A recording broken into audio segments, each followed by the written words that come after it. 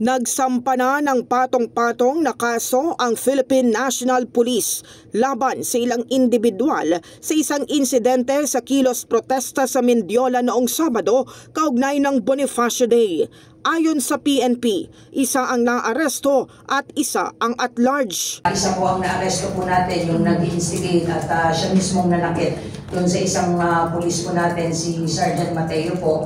At isa po ang nasa custody at nasampahan na rin po natin itong isang tao nasa custody natin, pati yung leader mismo ng KMU ay kinasuhan din natin, bagamat at large po siya, and several John Does po.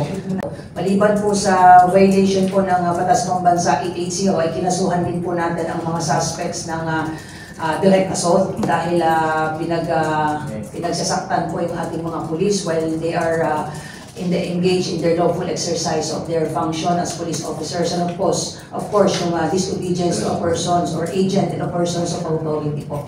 Sinabi ni Fajardo 8 pulis ang nasugatan habang ginagampanan ng kanilang tungkulin. Iginiit ng opisyal na hindi sila papayag na walang mapanagot sa insidente. Hindi po tayo papayag na hindi po managot ang mga may sala po dito sa insidente po na ito. Maliban po sa pananakit sa mga pulis natin ay ninakaw pa po yung isang body-worn camera ng pulis natin at hanggang ngayon ay hindi pa po natin nare-recover yung BWC po natin.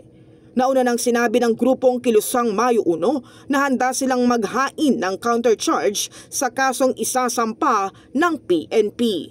In the heart of changing lives, ito si Brigada Kath Austria ng 105.1 Brigada News sa FM Manila, The Music News Authority.